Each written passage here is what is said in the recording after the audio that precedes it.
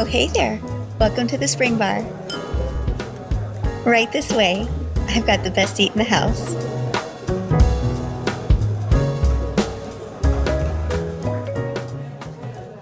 Hey, everybody. Welcome to the Spring Bar. Glad to have you here. I am Mike. That is Joe. That is Michael. Hey This guys. is the 100th episode celebration. We are dressed to impress. Joe's, there it is. Careful, Joe.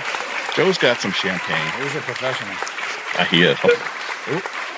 Here we go. I didn't bring got up the sword. champagne. I pre-poured, guys. Sorry. Perfect. 100 episodes. 100. Did you think you'd make it? Never. No? Never. Cheers. Cheers, guys. Here's to you. Cheers. And to you. Congratulations. Talk about staying power. So Good Lord. this is delicious. Let's start with wrist and drinks. We'll kick it off like we usually do. Michael, you're our honored guest today. What are you wearing? What are you drinking? I'm drinking champagne. I'll go there first. In honor of you both.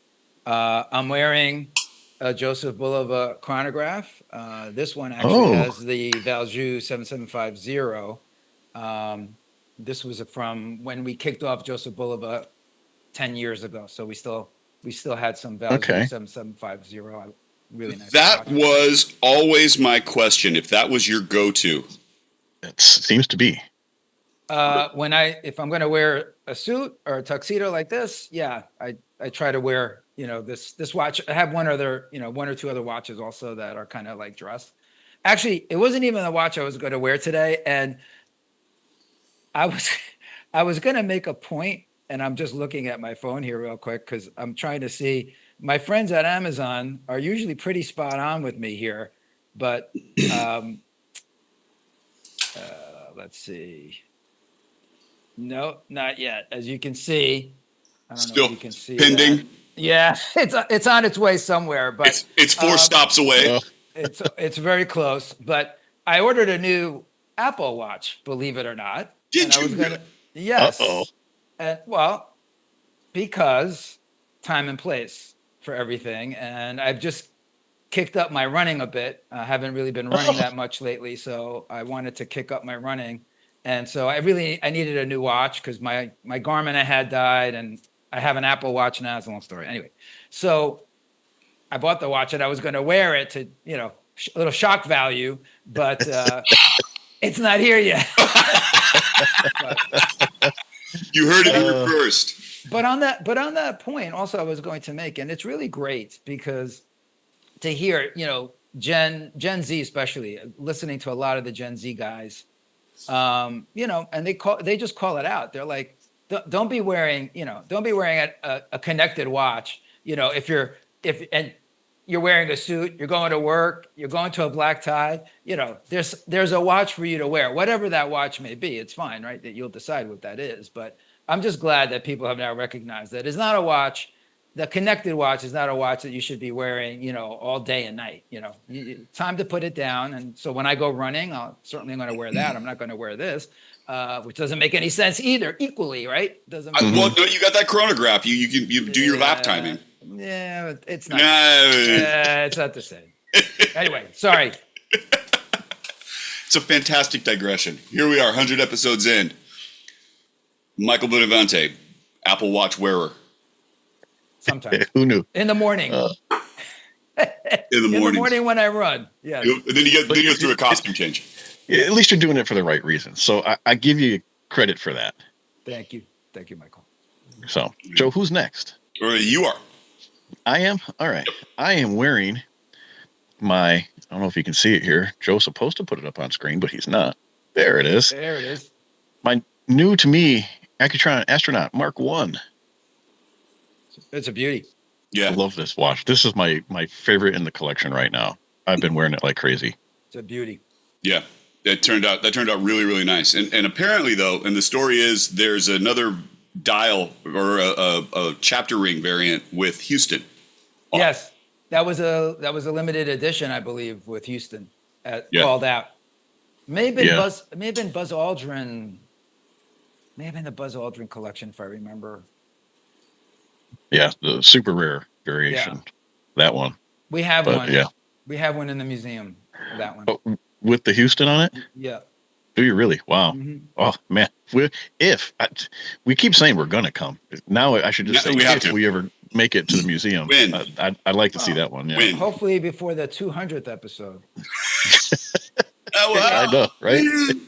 Wait, how long? Oh. How long did it take you to get to 100? Is it? Do you do one a week? Is it Every 2 52? weeks. We're bi-weekly, Oh, so every 2 our weeks. first episode went So 3 live. I years? can tell you that. About 3 years ago. It was a little more than 3 years ago. Yeah. Okay.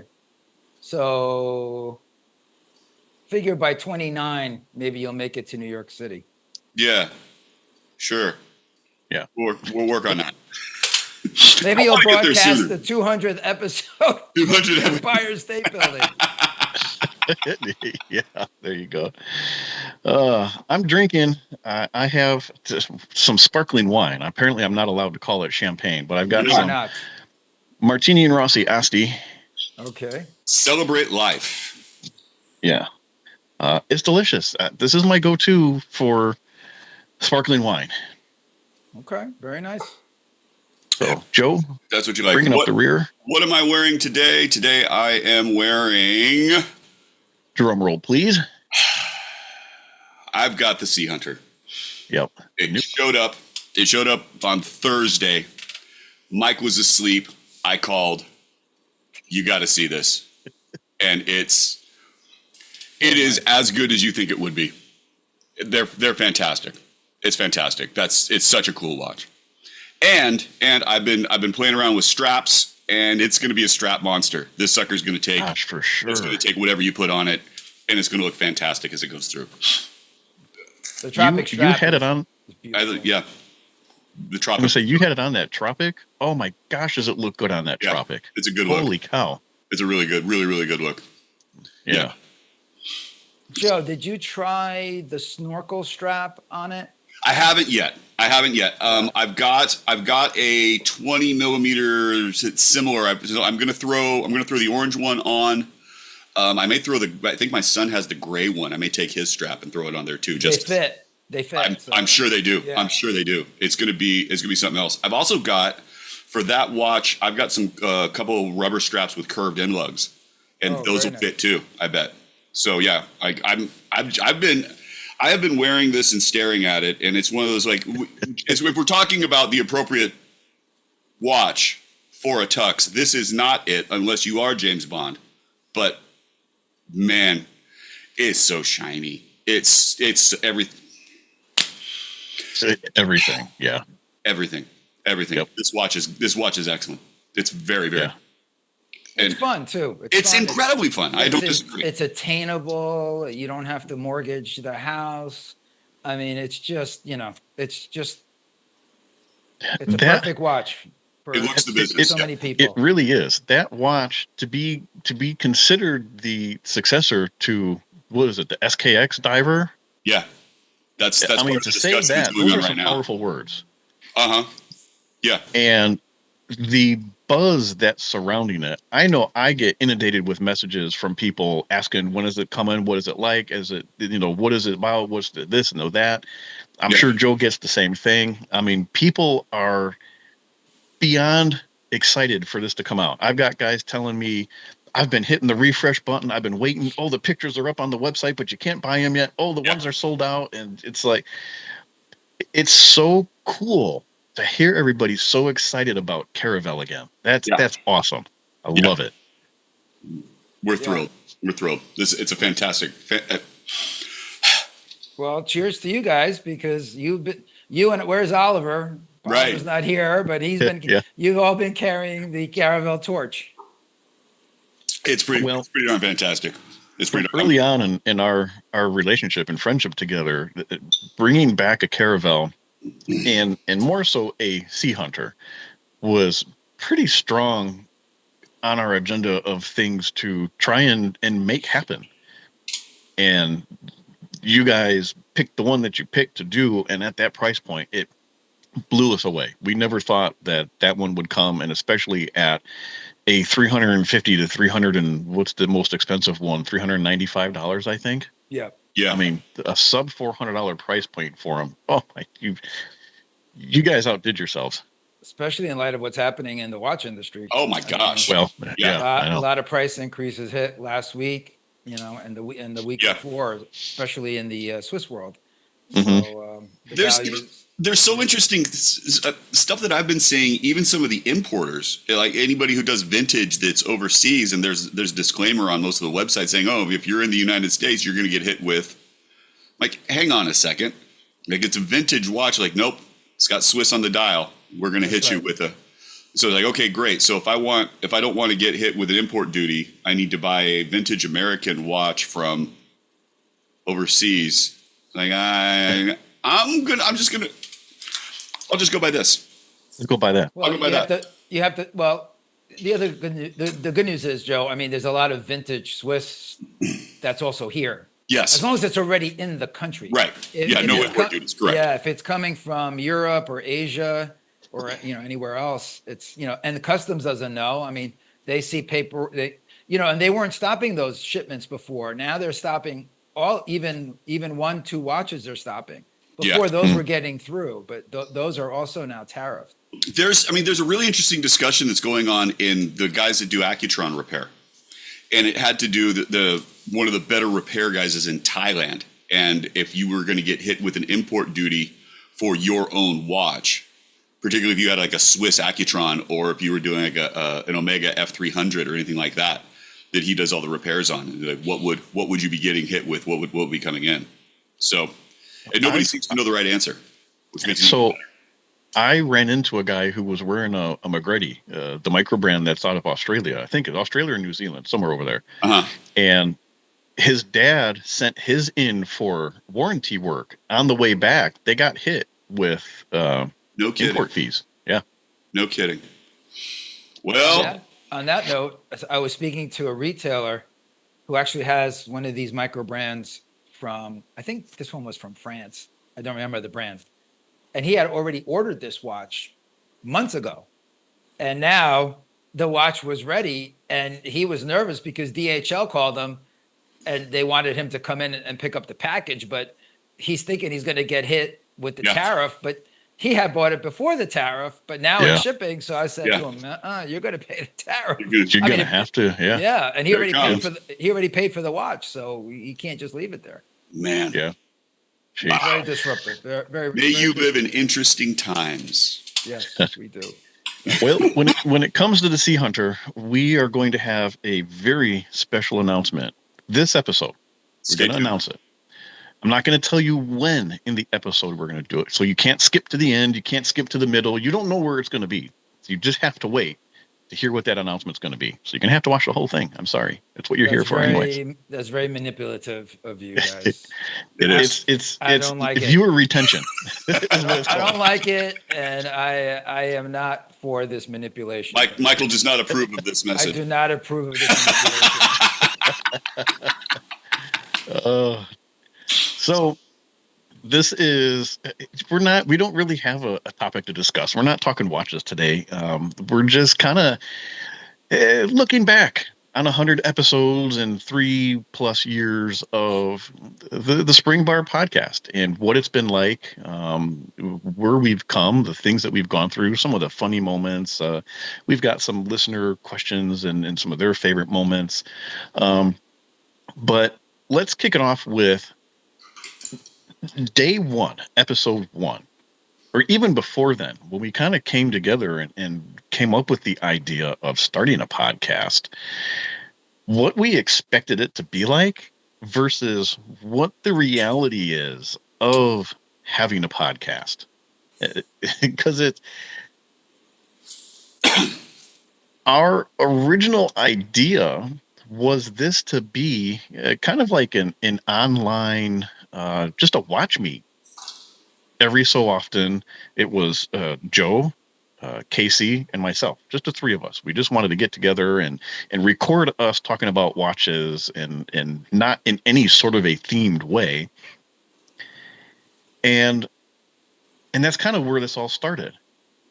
And it just evolved into the idea of, well, let's do a podcast out of it. We can pick different topics, we can, record it and put it on YouTube, and then we'll upload the audio. People can listen to it on their way to work or watch it, on their Saturday or Sunday morning when they're having coffee or whatever.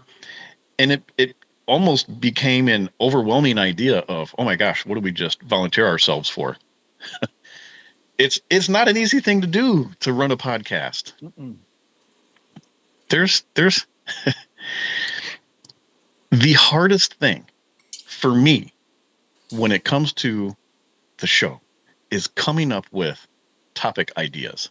It's always last minute. It's last minute. And then, like, as we've done this enough that we've figured out that we need a script of some sort just for when it goes off the rails more than anything else. So there's a script. So we have ideas of what what we're going to talk about, how we're going to get back into it. And I think that's kind of the bigger idea too, is just making sure that we know kind of where we are and what our time frame is going to be. Because we talk for about an hour and edit it down into that, depending upon what else is going on. Like where we came from versus where we are now, just the familiarity too. We go much longer than an hour. And it's also very difficult to edit it down to an hour. And a lot of our episodes go over.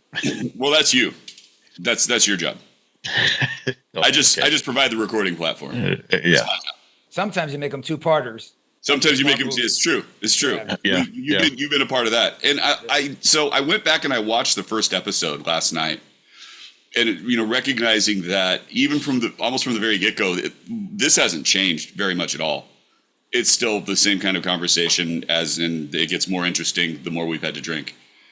And that's kind of the way it goes. And then I was looking through and I was trying to find the first episode that we had Michael on. And that I was on vacation. You were on vacation recording in front of a closet door. I was in Virginia at my brother-in-law's house and in the mother-in-law suite at my brother-in-law's house, trying to figure that out. And then we recorded, actually, it almost looks like we recorded 3 times there for whatever reason. So that's just sort of how it worked, because I was in the treehouse once, and then this was an extra, and then I think we did our regular episodes right before. I don't remember the timeline of it, how we actually recorded, but there was a lot that went on. So how did you two, forget Casey's not on the show today, but how did you two guys originally get together? Because Mike, you're on one coast, and Joe, you're on the other. I bought a quartz surfboard. Yeah, the surfboard. Thank you. Okay. And I bought that, and I posted a picture, and Mike's like, "How do you like it? Is it great?" And we started a conversation off of that, essentially. Well, the surfboard is what started it off, because a surfboard was the very first Bulova I ever purchased. And I bought it for my 40th birthday. And that's how Joe and I connected, through Instagram, through the hashtag of Bulova or Bulova surfboard or whatever. And I had been doing research on different Bulova models, right? And that's kind of very early on in the archive series. Yeah. So I saw a lot of, what was going on with the archive series, and that kind of really piqued my interest, because you can get the vintage feel, but the modern wearability and a better price point too. So I kind of went that route, but I was doing some research and connected with Joe and saw that he was doing a lot of Bulova stuff, and it kind of really solidified that's the direction that I want to head in, the next watch I want to buy, or the vintage watch or whatever. And it just went down the rabbit hole since then.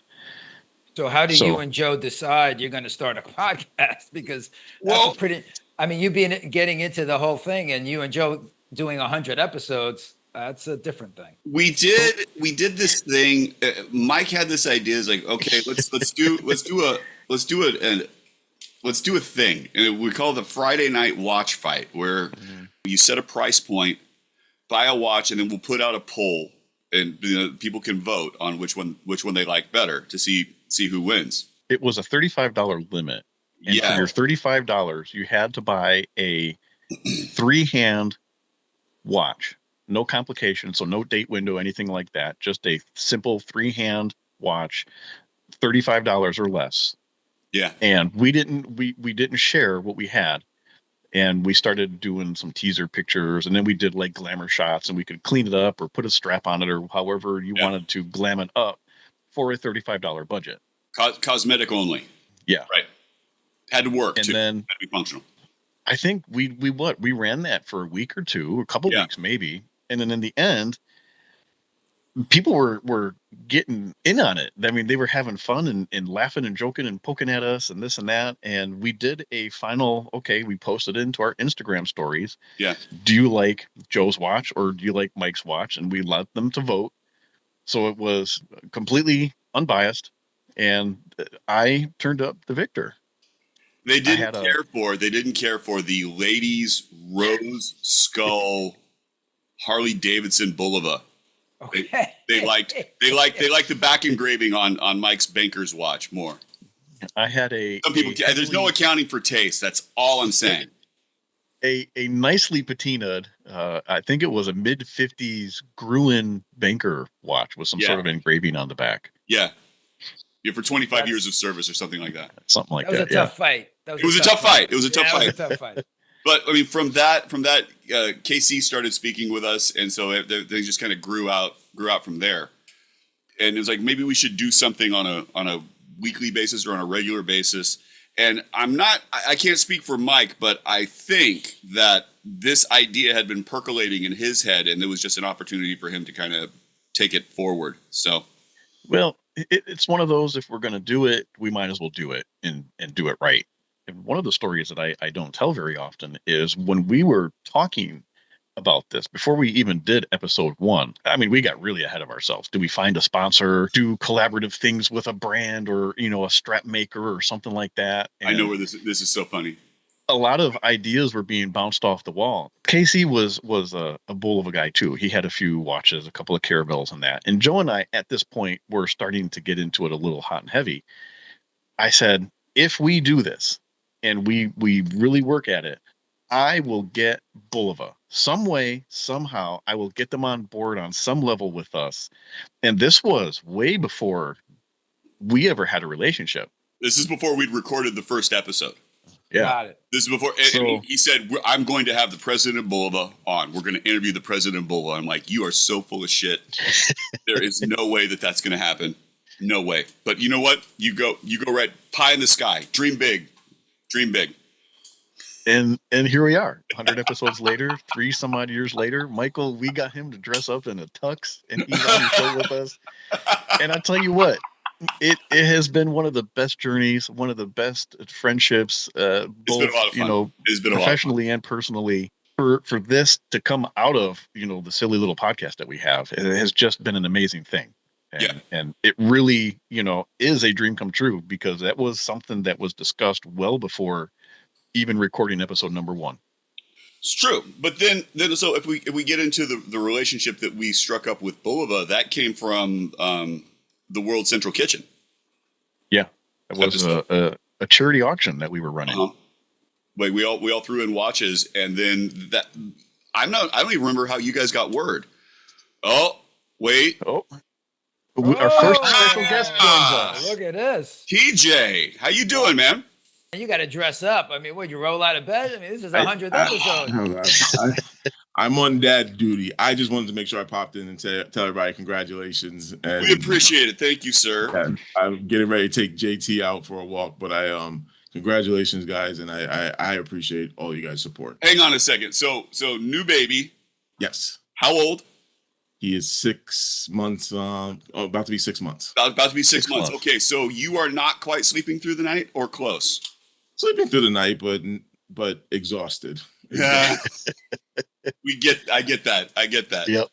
I told everyone in the office that I never knew what being tired was, and if I ever said that I was tired, I was lying. Isn't that something else? And that's it's different. It's different. It is definitely different. Well, congratulations. Congratulations to you. Thank you. I appreciate it. Cheers. Actually, TJ is going to take a nap now. He's really not going to go take No. I'm actually my parents are downstairs. They're on the way, so we're taking JT to see them, and but I had a clock set to make sure I come and tell you guys congratulations and making a difference today. So Well, we appreciate it. appreciate We it. Thank appreciate you you for- being Oh. on the show as a past Thank you, guest. by the way. Oh, yeah. no, glad I've been following the text, so I'm glad that they got there and make sure they did, and the response has been just fantastic. Yeah, yeah, we we're were excited. talking earlier that it's been killer. It's Yes. really great. And I've got a quick wrist check. My vintage Oh, the yeah, vintage one. This is a nice vintage one. TV dial day date that Oh yeah, Look at that. That's nice. It's not the gonna show impetus for the Super Seville, right? no. This is a different one. No fluted bezel. Yeah, it's got the smooth bezel. Yeah, and but an integrated bracelet and it's in a TV shape case as well. So Yeah. I like it. Pretty cool. Very nice. Yeah, That's a beauty. It's an excellent watch. That's a really nice watch. Excellent watch. Thanks Well, again, guys. Thanks for TJ. coming on and saying Appreciate it. hello. Look, I Don't be a can't wait to see stranger, the rest of the TJ. show. Take care. Take care. Now I forget what we were talking about. World Central Kitchen. World Central. Oh, yeah, that's Kitchen. right. Giveaway. Yeah, we did we donated some watches. So we put up it was an auction. It was an eBay auction, and I remember the conversations like, okay, who's got the better, who has the better feedback, so that we can have we can have that. So I ended up hosting the auction for us, and at some point along the lines, Mike, did you reach out and say we were doing this and just wanted like approval or permission? When we were doing the kind of the advertisement post for it, we were hashtagging Bulova Accutron and that. And I think Patty had picked up on it somehow. It showed up on her Instagram page. Oh, And okay. she actually reached out to me and said, hey, we see what you're doing. We would like to be a part of this. And we'll match whatever funds that you guys raise up to a certain amount. And immediately called Joe. Oh my gosh, guess what happened? You'll never believe the email I just received. I had to read it probably half a dozen times to make sure it was real. The auction didn't raise as much as we were hoping to. So we didn't match, up to whatever the limit that Patty had set was. But she said, not to worry, we're going to put the full amount, that we originally pledged in. So between that and what we had, I think we ended up raising somewhere around $800. I think for close to that. yeah. I think so.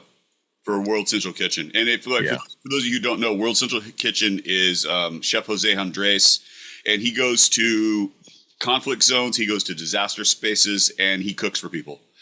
It doesn't matter really what your politics are. It doesn't matter what side of any particular issue you may be on. People need to eat, and they're looking at it from a completely non-political lens. So we were trying to think like how can we be supportive of there's strife and trouble in the world, but everybody needs to eat, and I don't think that you can argue that that's an important thing. So we were looking for something that was relatively neutral, and that started our relationship with the brand. And then there was a Zoom call after the auction was done and everything was all said and done. We made the donation. Patty said, well, I'd like to get on a Zoom call with you guys just to get face to face and learn who you are a little bit and just say thank you for what you've done. And I said, okay, we picked out a time. We sat down in front of the camera, and unbeknownst to us, Michael pops in. We had no clue that you were going to be part of this. I think Joe and I were a little starstruck. We didn't know what to say. We were stumbling on our words because we had no clue that you were going to be part of this call. And then that's what started it all. Yeah, that was it. You and Patty left. This also, by the way, started our love affair with Patty, which is continuing on to this day. But delightful. But you guys left, and Mike and I stayed on, and I'm like, all right, you're right. You got the president of Bulova. Okay. You win. Did you win a bet? I hope he paid something. I hope he paid off. Yeah, I'm paying in one way or another ever since. So okay, good. And then we invited you on to do an episode with us, and that was kind of our Q&A episode with you. Yes. Went over massively well. I do have to say, your background hasn't changed very much in the time that we've known you. You've been very stable and very, very consistent. Classics are classics. I mean, what am I going to do? I mean, we wrote, we had a book done. It's one of the most important things we did in the last 10 years. That was a great book. The Accutron book up there, you know, Frank Sinatra, what am I going to do? Remove the chairman of the board? Forget it. I'll be in big trouble. You know, so it's hard to mess with some of those things there. I guess I could update. Maybe there'll be a few updates in the next podcast. I'll change it up a little bit. It'll be one of those where you put the old picture and the new picture side by side, and you got to pick out the differences. Yes, exactly. So talking about set changes, Joe, What? we've kind of gone through some set and studio changes. True. We can take a slight stroll down memory lane. This is a picture from Mike behind the scenes of his glorious initial setup. That's where it all started. It was in my dining room. What is it? What are you drinking? I don't know what that was. Bacardi and juice. That stuff with the juice looks really bad. I'm really scared. I don't know if that's a Grapefruit. good look or Maybe not. grapefruit or cranberry or something or other. Who knows? Something. Yeah. Who knows? Yeah. Again, episode 1. That was early. Episode 1. I've learned. So then we've got our next. Oh, the closet. I like the closet. The closet was probably my favorite. It's cozy. This was closet number 1. Closet number 1. Mike has come out of the closet multiple times. So what was funny is the top shelf was never in frame when we recorded. You could only see everything below the shelf. So there was that sea turtle. There was the stock certificate behind me was really the only watch related item that was on screen with me. The dining room table chair, the little closet. I couldn't spread my elbows out. You couldn't move both sides of the wall. That was really funny. You couldn't move. And then it was tight. But then I upgraded. You did. And I will say, of all the studios that I've had, that one was probably by far my favorite. That was the most coziest little spot. All the shelf space, perfect area for displaying stuff. What you can't see is I've got my giant Citizen Precisionist clock hanging on the wall, and I have a guitar in the corner, and I had the little chairs all set up. I really like the giant blue Invicta box. I think that speaks. Again, I considered wearing the Invicta today, by the way. Just throwing that out. Everything above the shelf you couldn't see. for better or worse. And then and then we've got where you see me today. Now if you don't know this, I am actually sitting behind a bar, but you can't tell. But that's what it looks like. Ah, okay, got it. That's what it looks like. Got it. He's in that corner. Your computer's on the bar, turned around. Okay, so turned around. Yeah. Yep. Oh, that's perfect. It's a good spot. It's a good spot. I have sat at that bar. It's pleasant. Yeah, it looks very nice. Very, very pleasant. Yeah. But Joe. Yeah. That's what he looks so much younger there. Yeah, I do. I noticed that as well. The years have not been kind. And the beautiful AC in the background, as well as the cat stairs. Yeah, the cat stairs, and then the slight tweak. And I believe that's the third fish tank, not to be confused with the current fish tank. My wife goes through moods, for lack of a better term, and she decides that she wants to change things for almost no reason.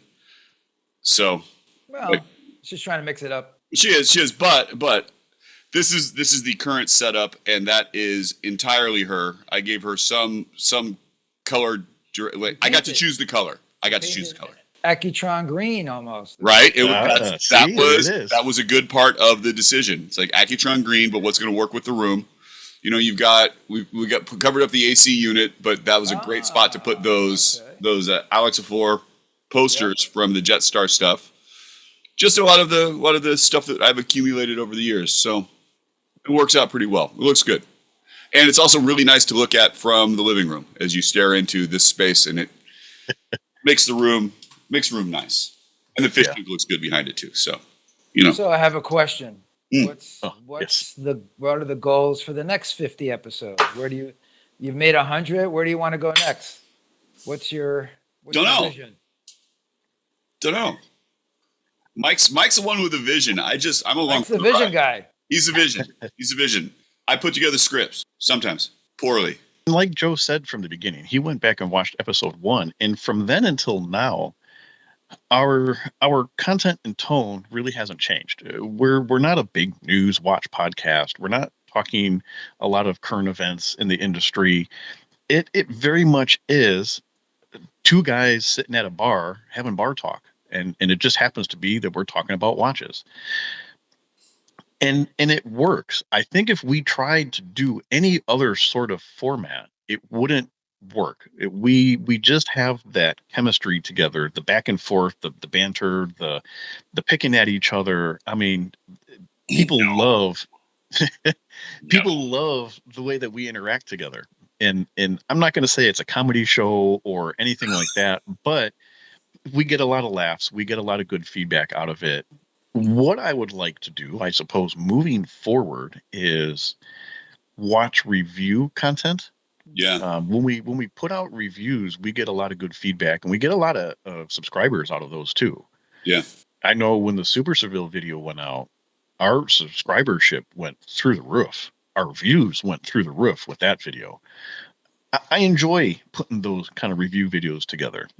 When it comes to the show, we're going to continue doing what we do. We have, guests on here and there. We're going to continue, hopefully, with your blessing, our relationship with Bulova and talking about, stuff that's going on with you guys and in the industry and whatever comes out new with you. That's what I would like to do with it. It's a recipe that's worked well for us so far, and I think that is our little space in the internet here. That's what we're here for. That's what people come to us for. And I don't want to change it because it works for us. When you start doing this for a specific reason, it becomes not fun. And I want to always have fun doing this. I sit here with my best friend, you guys listen to us talking every other week, and we enjoy this. We have fun. It's never a chore. It's never feels like a job. And I don't want it to become that. He's all sentimental and shit. I just want to sit here and day drink. So Well, much lower threshold. you each have your own priorities, and they've intersected at this podcast. So it kind of worked out, didn't it? We're meeting our goals. That's right. We've had milestone moments. I'm gonna scroll through some of these moments here. So episode 1 went live December 13th, 2021. So we're Wow. we're coming up on, what is that? Almost 4 years. Yeah. Close to it. Over 3. Yeah. Wow. So December? Was it really December? it was in December of 2021. Yeah. Yeah, this December you'll start your 4th year. yeah. Yeah. Yep. So we've been doing it for a while. It took us a while to get to episode 100. Our first watch review, if you will, was an Indiana company called Flederman von Riest. That's right. Remember that one? Yeah, with the kids. And we did a kids version of an interview on them reviewing the watches. So this was the Munchner watch, if you remember what those were. Oh, I do. Very cool. And kind of going back to, what we thought it was going to be and what it really is. Like, we never thought we were going to be a large podcast. And that might be a bad way to put it. We never thought we were going to be listened to as much as we have been. We didn't see us getting this big. When we got our first 50 subscribers, like, 50 people are listening to us. Like, you put 50 people in a room, and that's a lot of people that all just want to hear us, banter back and forth. It was kind of cool. And then, we got our first 500 downloads on the audio platforms. Wow, 500 people have listened to our, show so far. And that was pretty cool. And now you fast forward to today, and again, it's not a large number, but we've hit 500 subscribers on our YouTube channel. Do I wish that was better? Yes. Could it be better? Absolutely. The problem is getting people to subscribe, because the next number that I have, the amount of views that we get on our YouTube channel, we've got well over 92,000 views on our videos. And that includes, our past 100 episodes and probably 10 review videos and review episodes, quote unquote, that we've done. Well, it's because we have Michael on and he's so dapper. He brings the crowd. He does. Wait. So you've had 92,000 92,000 total YouTube downloads. Okay. Of the channel, of the Spring Bar channel. On the Spring Bar channel, yeah, and that should translate to more than 500 subscribers. And Joe brought this point up the other day, and he says, my wife says we should be asking people to like and subscribe to our channel, and we really should. And I have every intention of doing so during each recording. And it's just one of those things where it's been 3.5 years of me not doing it. And at the end of it, I'm like, oh man, I forgot to ask. So well, you got to add it in the beginning. Right. No. In your script, you got to put like, subscribe. It helps the algorithm. There, everybody, like, subscribe, please. These gentlemen need these 92,000 views to turn into likes. Perfect. There it is. That's the clip. Yep. There it is. Yeah. So if you guys actually, enjoy, you can just run that every week. There. That's it. That's all. Just run that clip. I was gonna have my wife do it. That's better. But for real, if you like what we're doing, like and subscribe. It really doesn't cost you anything. It costs you a couple extra seconds of your day that you're watching or listening to this. That you hit that little button. It just makes the algorithm work better for us. We get out in front of more people, and it just motivates us a little bit more to do a little bit better and see that number rise. So we were at like 485, touching 490 for the last couple of weeks, and I was wondering, well, will we hit 500 for the 100th episode? And just a day and a half ago, we hit that 500 mark. So it's a milestone moment. I'd like to see it get a little better than that. So let's come together, watch community, and help us out. Now, we don't do just YouTube. We also are broadcast on all the audio platforms. So your Spotify's, your Apple Podcast, your what's the Amazon music podcasts, and all the major podcast platforms. Which is best, Mike? Which draws the most? Spotify does the most downloads for the audio portion, followed very closely behind Apple Podcasts. Okay. Well over 5,000 downloads across our audio platforms, and that's not a bad number.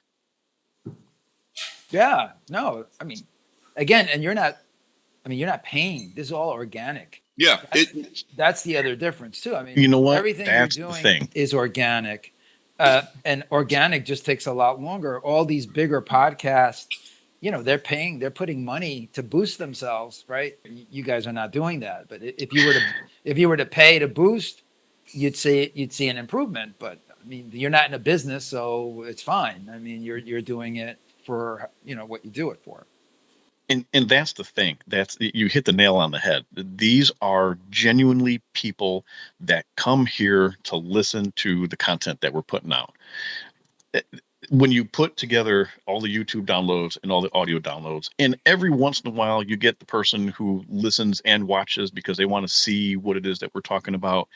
But if we're just going to assume that they're all individual downloads, that's almost 100,000 downloads of people that are genuinely here because they sought it out or they want to be here. Yeah. And that means a whole lot more. Yeah. That's a lot of people at your bar. It's a good bar. Liquor costs are extremely high. That's a very big crowd. That's a very big crowd at the bar. Hope you have a lot of bartenders. No free shots. That's all we're saying. The other thing that really blew my mind is we are, after 100 episodes and a few review videos, listened into, these are phenomenal numbers, over 65 countries worldwide in 800 different cities. So it's not just the Florida and the California people and a few the ones that out listen of to the Empire State Building. It's true. It's true. Well, no, Mike's mom counts. So like the Chicago contingent, right? Yeah. But we're and that's real cool, and that makes me feel real good that we can legitimately say we are a worldwide podcast. 65 countries. Which country surprised you the most? Belgium. Belgium. There's one listener in Belgium who's like, who the fuck is that? God bless you. Mike have relatives in Belgium? I certainly don't. Not me. No. Right? There's somebody in Belgium. Okay. So To the there's person in Belgium, I'm sorry I don't know your name, but welcome to the podcast. there's let's see. Uh, Our listenership in Belgium is going up right now. We're gonna have 3. It's gonna I be think you're gonna fantastic. have like 5 to 10 people in Belgium. Oh, that's the goal.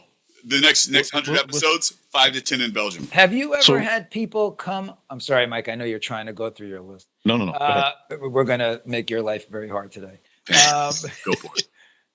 Have we ever had some of these folks on the show? Have we ever had people? Some of these Belgium, Mr. Our Belgians, we have not had. We have Or not have had you the ever, Belgians have you on. ever invited any of? It'd be fun one day to kind of how you invited people. So we very early on we started doing a what did we call it? Because we couldn't call it what was the Houdinki version, like Watch Talk or something like that. It was interviewing a collector or something was our segment. Yeah. And we had some people from the watch community that we kind of admired their collections, and we reached out to them and said, we've had quite a few of people. Bulbas and Bolt Actions. Tommy came on. We had Watchmaker's Daughter, Watch Rolling, Jason, who we've had on a couple of times. Yeah. There's been a few. Remember JP Ghost and Crown? He was our very first. That was like our first guest. Yeah. There's been a few that have come in from the watch community, and it's really interesting when you start to have, because typically what also they've got going on is they've got something extra. JP was starting sort of a concierge, almost a concierge buying program. It's like if you're looking for a watch, you reach out to him, and but his authorship got in the way. The Bulbas and Bolt Actions, we watched his wife try to escape, and we caught that on camera.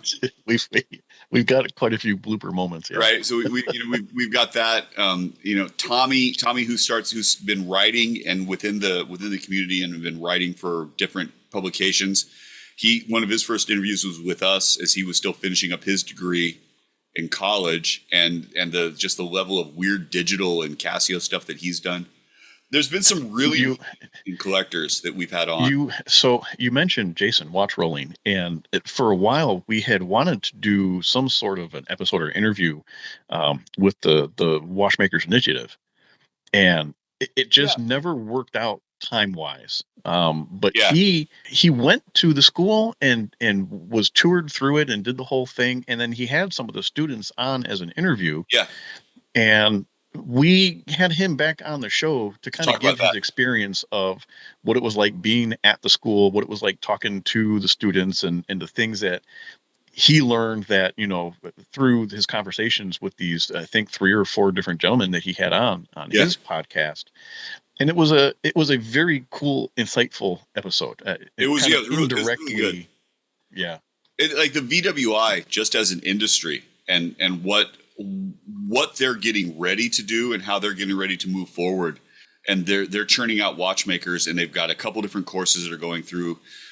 There's a gentleman that we're in contract with, Zach, who's known as Zacutron on Instagram, that when he has completed the Accutron side of the school, there's a watch that I'm going to send him. We're going to document that rehabilitation. It's going to be fantastic. It's going to be fantastic. But there are things that are going on within the watch industry, within the United States, at a grassroots level, that there's not a whole. It's really low key. Shapiro in LA and the creation of mainsprings, and then doing guilloche dials, and just really, really high end. But he also opens up his workshop on a monthly level, and you can go in and check it out. And I haven't had the opportunity to go up and see it, but it's on my list of things to do, to just go up and just check that out. And what is available? What does he have? And what is going on? There's some fantastic stuff that's happening within the country and within the watch industry. And it's really low key. Like, you have to know someone who knows someone to make that sort of stuff happen. It's fascinating to me. There are people who we have reached out to want to have on the show that are camera shy, and we get it. If you've never done it before, it is a little intimidating. Well, you could always have them on and just have an image of them if they didn't want to be on True. camera. Yeah. Something. You still have a lot of folks that listen. Yeah. Yeah. Yeah. It certainly helps. But yet, I mean, absolutely, we're not opposed to the idea of having more, of the watch family, the average collector on and just let him tell his story. Everybody's got a Yeah. story to tell. And I'm all for listening to a story. Going back to your country question, who did you say you were most surprised by, Joe? Belgium. Belgium. Yes, Belgium is on the list. Bangladesh is on the list. That's surprising. South Korea. North Korea would be more Estonia. surprising. Estonia. Uzbekistan. Oh, we got one of the stands in there. Let's see. Greece, Trinidad and Tobago, Malta, Kenya, Wow. Kenya. That's Jamaica, cool. Portugal. Hey, listen, there are watch lovers everywhere in the world. There are They're- watch. they're- It's true. It's a really, really interesting international language. Well, we've talked there. Who's what? Astropilot? Astropilot Project? Astropilot Project, right? Who does it? Yeah. It's all about the lunar pilot, and Serbian. He's Serbian. yes, Yeah. and it's like trying to get him watches because they've got a tariff policy that seems to be heavier than ours. And I've chatted with him a lot. It's like, okay, there's options, but I don't know what they are, and what can we possibly do? Because he's paying, I think it's 20%, 30% tariff on everything that comes in. Wow. So, Yeah. Another fun statistic here real quick, when you look past our review videos and you get in just to the core episodes, our best performing episodes, episode 82, and that was when we went through the 2025 spring catalog with Michael. well, That Michael was our brings the viewers. highest performing. I told you A he's very down on close spot. second. A very close second was episode 18, Michael Benavente's first interview with us. Q&A. Yep. The Q&A was fun. I think we should do that again. We should do that again. We should absolutely do that Because again. now you have more listeners, so there may be more questions. There might be more questions. Yeah, and for you sure. can have answers.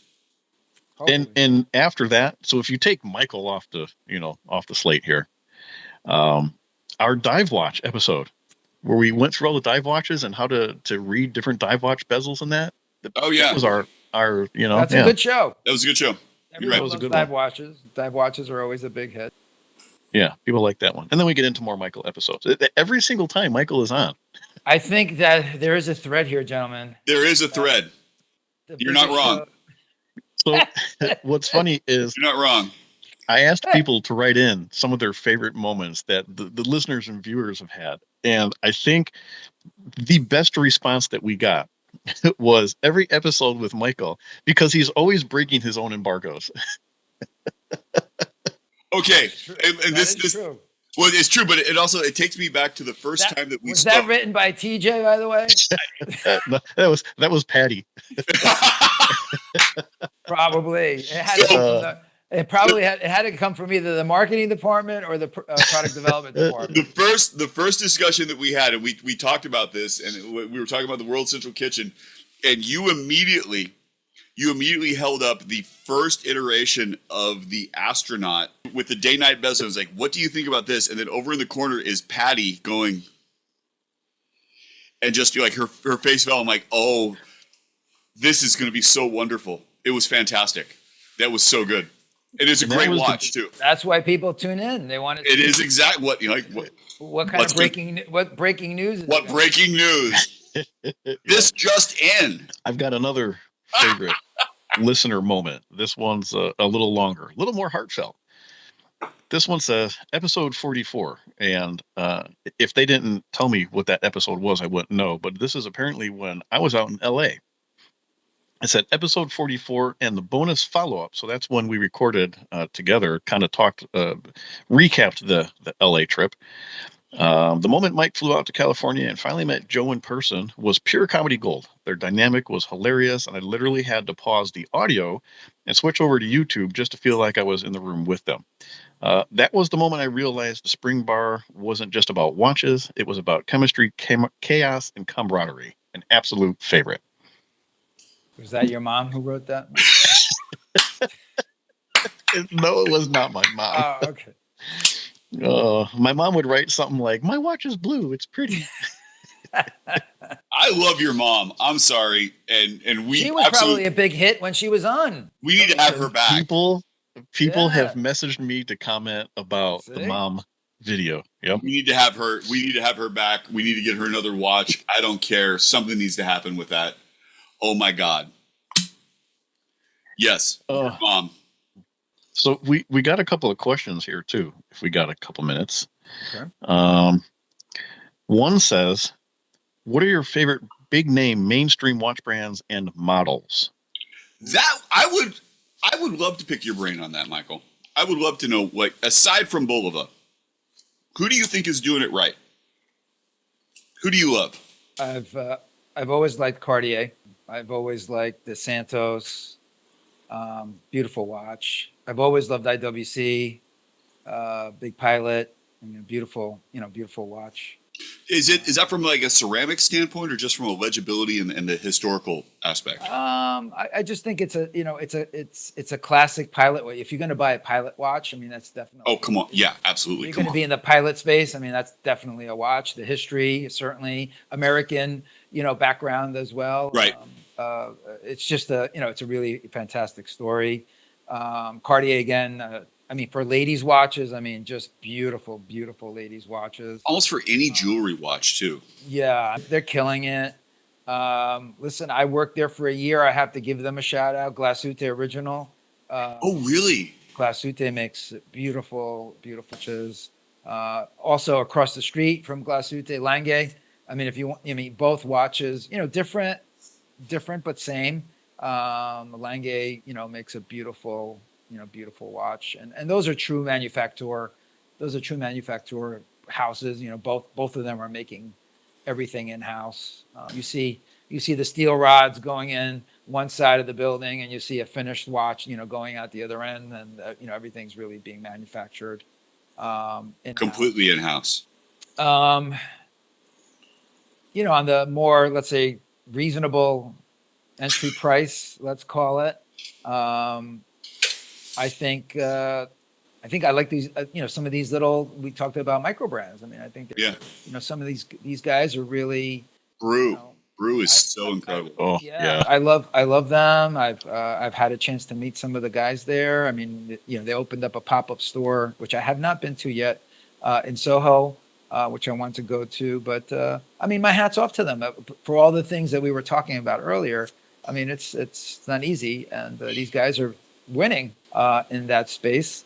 Who else? There's so many. It's a company brand. So I'm sorry. I don't mean to be a commercial, but Frederic Constant.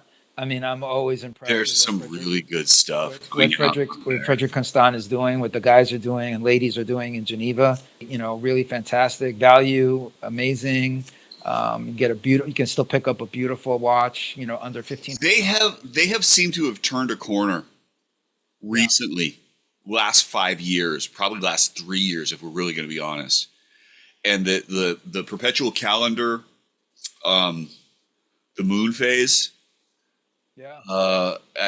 Just some of the stuff that's coming out, and even some of the quartz versions of those watches have just been just so well done. So well done. You can even just get a beautiful, Solita powered, but you can get a beautiful mechanical automatic watch under $1,500. It's a great beginning watch, if you want to get into collecting. The finishing is so good. And then later on, you want to go into some of the manufacture. They make over 33 in-house calibers there, which is also, very special. And that's something that you see from a lot of watch brands today. Designing and making 33 in-house manufacturer calibers in Geneva is just stunning. A stunning idea.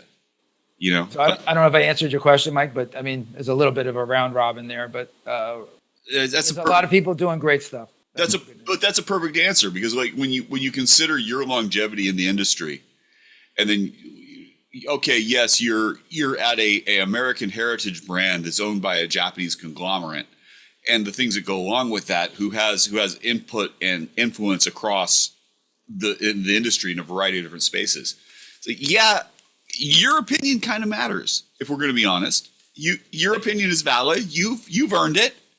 And it's my opinion, and I'm sure whoever is listening, all 500 people who will be on and off, and the views they'll call BS on half of the things I just said. They may call BS, but you know what? They got to go to the Empire State Building in order to make a point. So, Or they can write in the chat. well, okay, fair enough. You comment, like, and comment, right? Yeah. It's all a personal preference anyway. It's all a personal preference. I mean, watches. It is. Mike, what do you think? Who do you respect? A lot of mine's going to revolve around brands that are doing reissues, back catalog kind of stuff. I like Nevada. They're doing some really cool stuff with their back catalog. A lot of these Chrono Kings and things, and some of their dive watches. Michael might get mad at me. I got to give credit to Timex. The things that they do. That's not a shock. Don't forget, I follow you on Instagram. Yeah. 120 clicks, everybody. 120 clicks. Like and subscribe, please. It helps the algorithm. That's fantastic. But I'm so happy. if we're being honest, Timex is doing a really good job with their retro stuff, and when they do it, they keep true to what the original was, and it's a cool back and forth between Timex and Bulova, and that's the way that it used to be. It is. And now with Caravel and Timex used to be direct competitors, and now here we are again. You guys are about to come out with the Sea Hunter, and that's going to blow Timex out of the water. They don't have anything that's going to touch that. That's true. Amazing. That's true. If I'm going big name mainstream, Joe's going to get mad at me for this one. I'm going to say Omega, and it's not because I just bought one, but and although I don't want to own one, I love what they do with the Speedmasters. And I think my favorite iteration is that white enamel dial that they came out with a year or so ago. An absolutely gorgeous watch, and they really do have a good story to tell with that line, and I give them credit. Omega has long been one of my favorite big name luxury brands, and they continue to hold a special spot in my heart. So, Joe? JLC. Oh yeah, that's a good one too. And it's the Reverso for me, and it kind of always has been. I think that watch, from looking at it from a heritage standpoint, and the JLC Reverso as a just as a platform, because I'm talking the classic first version of the Reverso, small size 33 with the blank, not the dual complications. For me, that's a watch that I respect. But I just saw someone, and I forget, it was an American heritage brand. I don't remember if it was Waltham or it was Elgin, because they bought cases from them. And it was an American brand that had the same Reverso case on it. And I'm like, that's stunning. That's something else. I know that Bulova's got something similar, but not exact. And like getting one of those, man, that would be a pinnacle in my collection. IWC, I respect. Seiko, I respect. But even Citizen, if we're going to be honest, because the Aqualand and some of the original Citizen dive watches, it's unsung, and you start looking at, particularly, there's an Instagram account, Watches of Espionage, and some of the associated accounts that go with that, and they talk about the heritage of the military aspect, and the Aqualand and that watch, and how it was used by frogmen, for lack of a better term, across different military disciplines. It's like, if European military frogmen are purchasing this watch, there has to be something to it. There has to be something to be said for that, and I'm not going to discount that. So, for me, it's a smaller list, but man, there's some really impressive watches, some really impressive brands. Well, let's start to wind down a little bit. We got a couple of last points here. And when you have a voice in the community like we do, you want to try and do something for the better. And we talked about World Central Kitchen, which was the fundraiser that we did very early on. We for the last couple of episodes had talked about RT Custer Vortic, Yes, and trying to get the Watches. word out about the GoFundMe for him. If you haven't made a donation to that, it's a good cause, a good guy, a good brand. It's not, a big corporation that's asking for money. This really is a mom and pop type operation.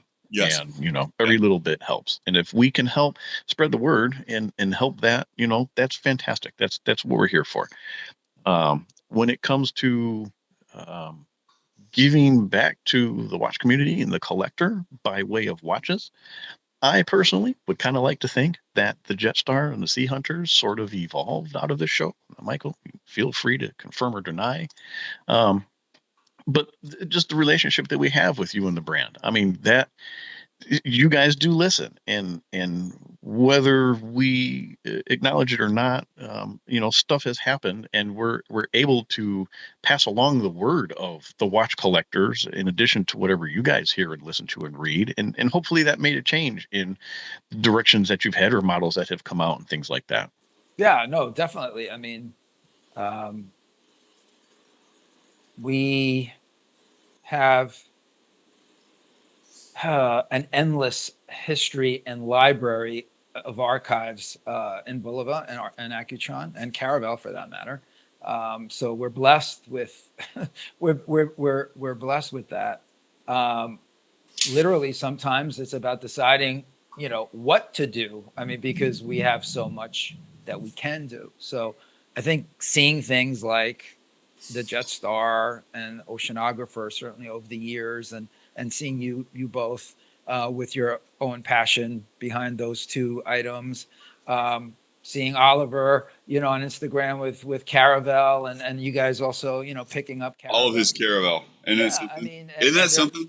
And there are others, and there's collectors like Richard, who Richard Calamaris, works, with us full time.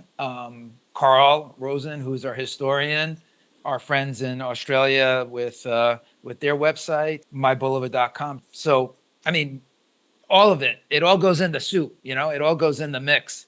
And then when we're looking for, opportunities and ideas, it definitely, I mean, we're sourcing that, right? We're definitely sourcing that. We're looking at that.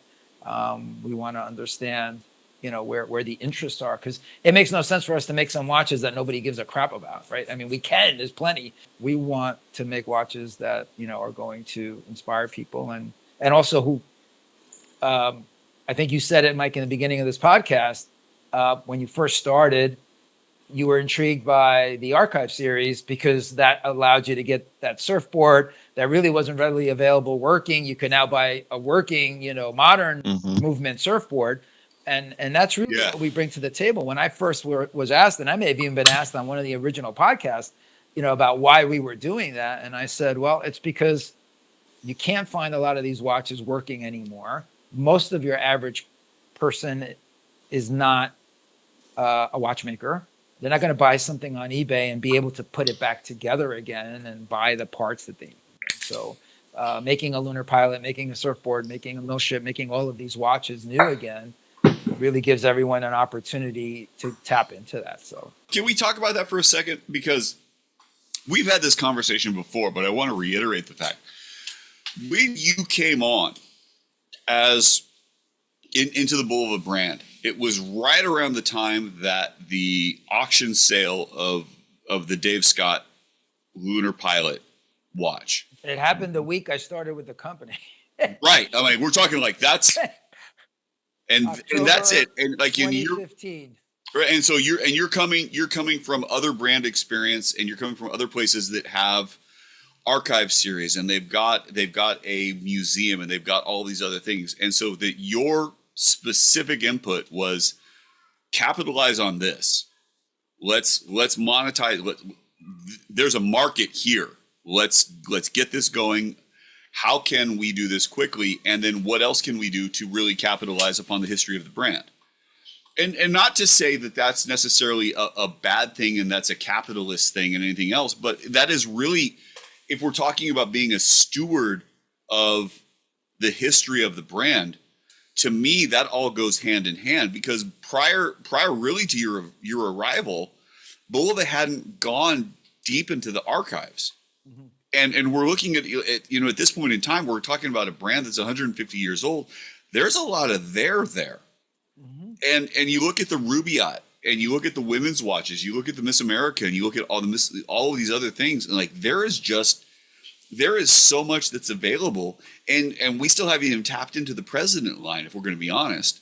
Just what is available through the brand and what are iconic watches. Like the sky's almost the limit. It's enough for the next 50 to 100 years more of that, Easily. and if you look at what's happening in ladies' watches today, Oh my God. I mean, look what happened with Taylor Swift, right? Taylor Swift gets engaged, and the first thing you see Oh on gosh, her yeah, wrist was the Cartier, a the vintage Cartier. Cartier. Yeah, that Panther, right? Yeah, I mean, it's and so women, Gen Z ladies, and maybe even young millennials, but definitely Gen Z. The ladies are totally into vintage now, and they're into vintage watches, and they're driving this ladies business today. It's so exciting to see. If only there were a brand that had a lot of ladies' watches to go back into the archives for. Exactly. If If only. only. We have a lot of ladies watches right now. Woof, we have a lot. If you go on the website, you'll see. And The, there's the more. goddess of time watch, like if we're going to be honest, the goddess of time watch, when that dropped and those stone dials, I got to see that with you in Couture, and it blew my mind. I thought that was a stunning watch. But then, and Mike and I have talked about this, and it was the Caravelle on the expansion bracelet.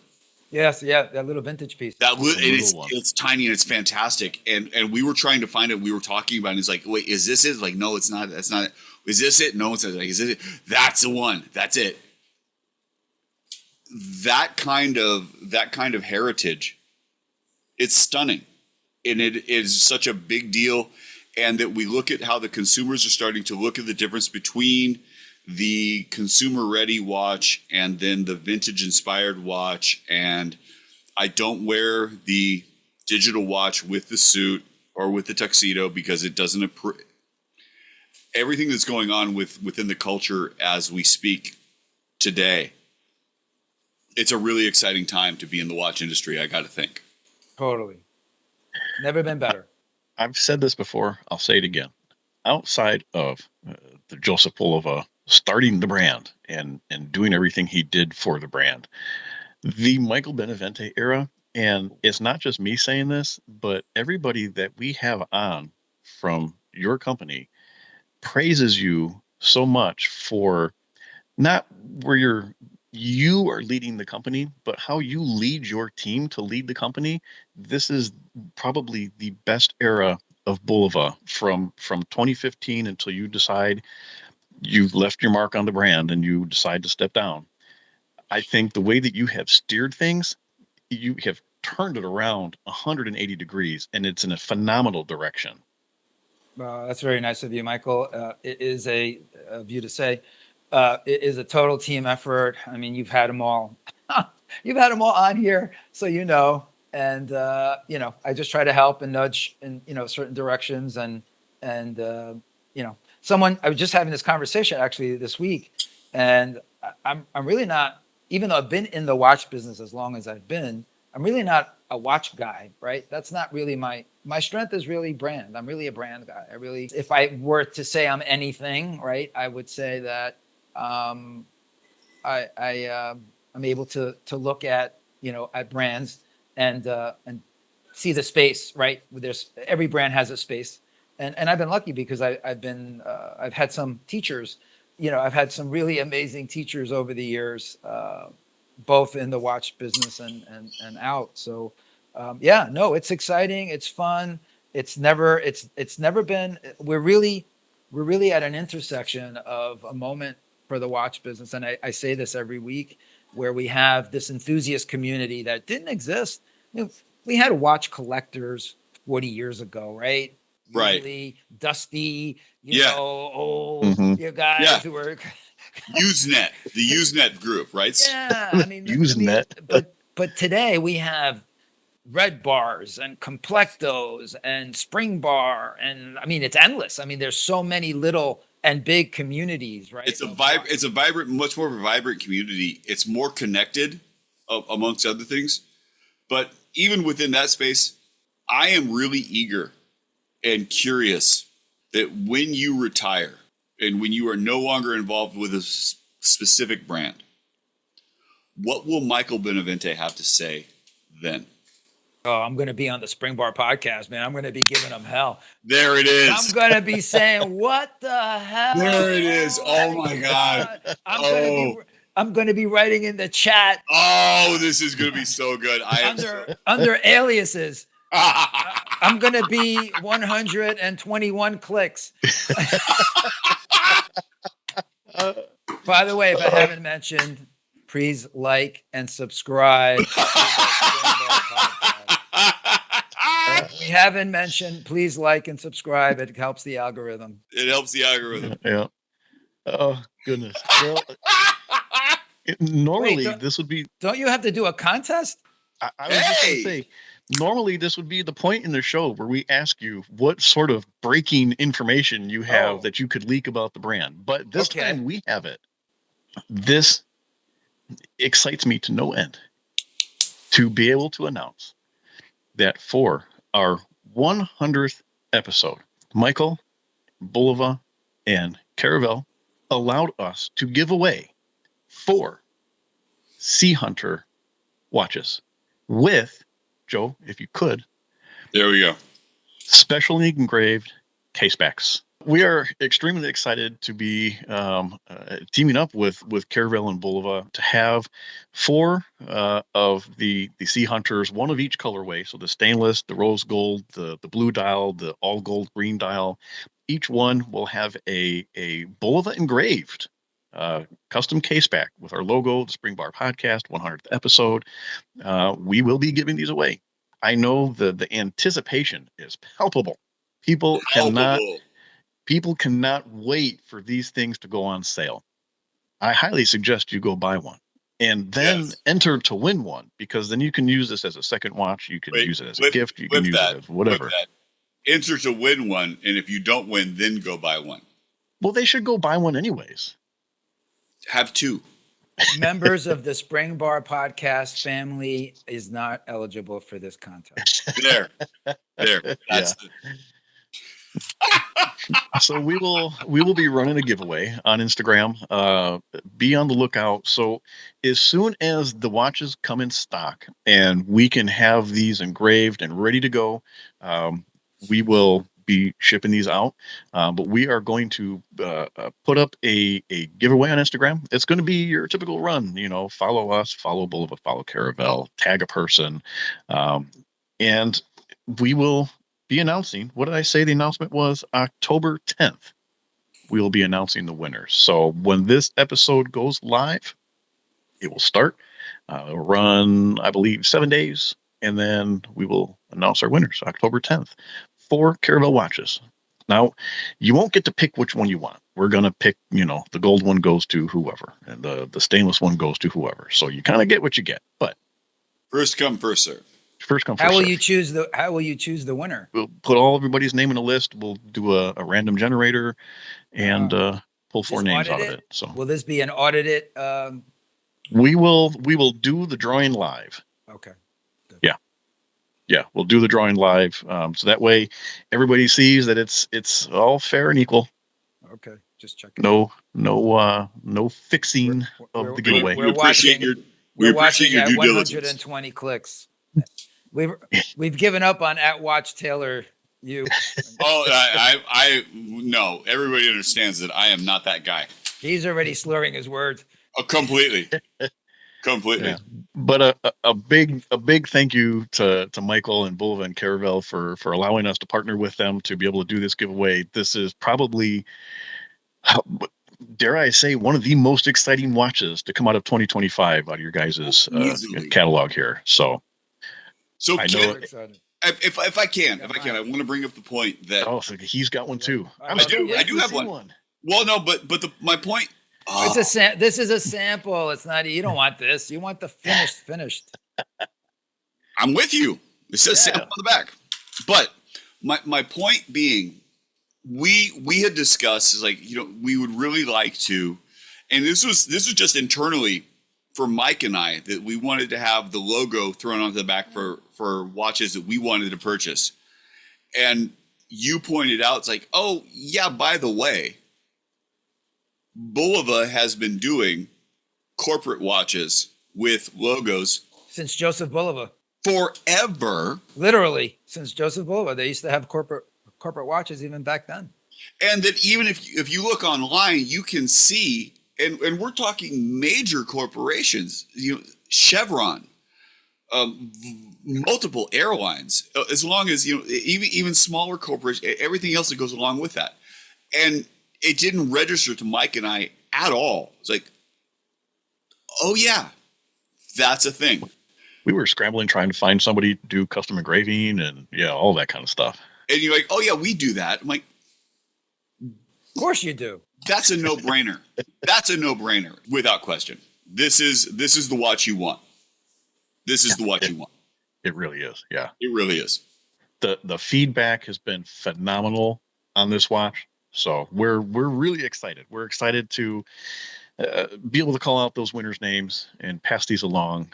And Sure, 100%. if you win, I will say this: if you win this watch, you better tag us in your photos. I'm sure they will. I feel very confident that they're going to tell you. There it is. And they're going to like and subscribe also to help. And they're going to. Well, they have no choice now. They have to. That's part of the deal. Did I mention that at all today? No. You haven't. I don't think you've said it enough. Could you say it Yeah. again? Sure. Please like and subscribe to the channel. It helps the algorithm.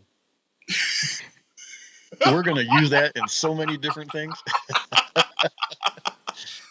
Well, Michael, this has been a ride. 100 episodes, 3.5 years. This has been a journey for us, and it's been made even better with you be along with us and all of our other guests. Everybody from Bulova that's been on, everybody from the collector community that's been on as a guest. We rattled off a few of them earlier in the episode. Thank you to everybody who has been a part of the show, who has commented, who has liked and subscribed and has shared our stuff and reshared and reposted. All of that, it really does help. Every little bit goes a long way, and we just ask that you continue to keep doing so, continue to listen, continue to push us to do better. If you have suggestions, we always reach out every once in a while for listener suggestions for episodes. I told you, it's always last minute. Joe and I try to pick something to talk about. We're here for the community. We're a couple of guys sitting at a bar talking about stuff. If you want to be part of that conversation, let us know. We'd be glad to have you on. Absolutely. We'd talk about whatever topic you want us to talk about, And Michael, we can't wait for 2026 and all that has to offer. Whatever comes next. We have know a lot of exciting stuff coming. we know 18 months. And we know that a lot of stuff for 2026 is already in the works. So we can't wait to hear about it. Maybe we do a spring 2026 catalog since 2025 went so well. No problem. Oh, completely. Yeah. No But problem. before We then, can we'll do definitely that have you back we can on. do that in December.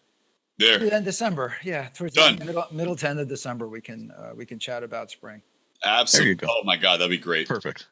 We have Sounds some good. fun things. We don't have as much as we did this year. I mean, this year was a special year because of the 150th. But we have a really focused, but really, I'd say there's some really fun stuff coming, both Caravel and Accutron.